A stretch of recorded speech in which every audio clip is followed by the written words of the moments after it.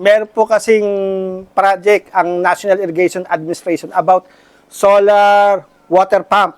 O yung tinatawag nila Solar Power Irrigation Project. Ayan. Sa tingin nyo po ba, kung applyan po ng solar, ito pong tanggal ninyo, very feasible ba? Very po. Very, very feasible po dito na lagyan ng solar. At Marso 26, alas 4:27 ng hapon. At nandito po tayo sa Barangay Lenek, bayan po ng Gimba.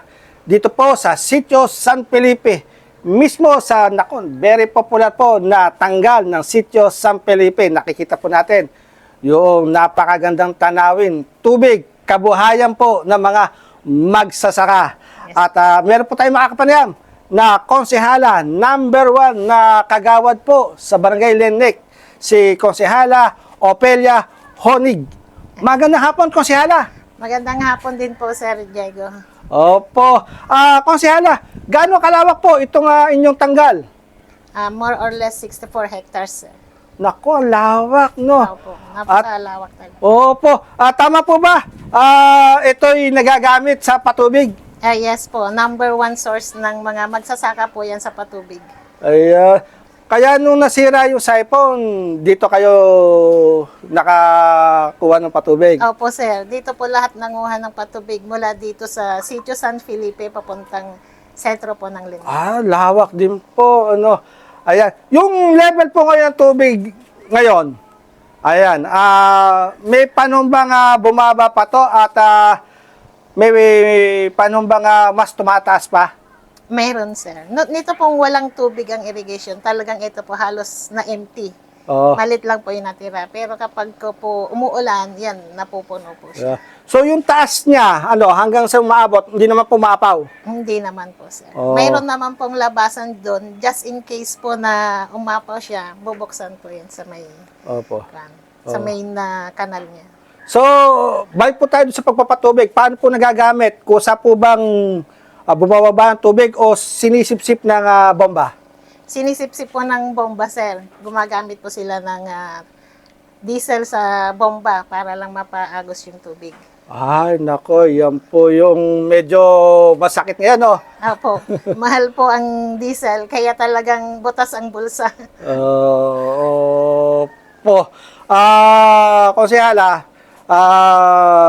kanina sa bahay nyo, naikwento sa akin ni nanay, yung electrical source nyo, hindi po galing sa NECO, kundi galing po sa solar. Opo. So, ilang taon na pong solar powered ang inyong kabahayan? Buong kabahayan daw eh. Buong kabahayan po, nasa 12 watts po yon, almost 5 years na po siya. 5 years.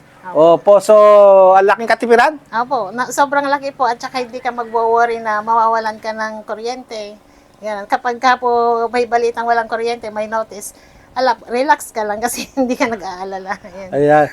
Nabanggit ko po kasi dahil meron po kasing project ang National Irrigation Administration about solar water pump. O yung tinatawag nila Solar Power Irrigation Project. Ayan. Sa tingin nyo po ba, kung applyan po ng solar, ito pong tanggal ninyo, very feasible ba? Very po. Very, very feasible po dito na lagyan ng solar. At napakalaking tulong po sa lahat po ng mga magsasaka dito kung sakali pong dito po malagyan ng solar pump. Dahil kagaya po niyan, maraming tubig. Sa halip na gagamit ng diesel yung mga magsasaka, gagamit na lang po ng solar pump. At least libre po yun. Hindi na po sila gagamit ng pera para lang sa gastusin po ngayon, napakamahal ng krudo. Opo. Ayan. So, baka sakali, tayo'y mapanood ng mga taga National Irrigation Administration. Sige po, Sana nga pumbisin po sir. natin sila. Sir, sana po isa itong Barangay Lenek, Sitio San Felipe na mabigyan ng programa po ninyo na mapatayuan ito ng solar water pump dahil ito po ay talagang napakalaking ginhawa po para sa mga magsasaka. At sure naman po siguro na itong paglalagakan po ninyo ay talagang mapapakinabangan ng lahat at very feasible po ang lugar na ito talaga. Salamat. Maraming salamat, Konsehala. Salamat din po, sir.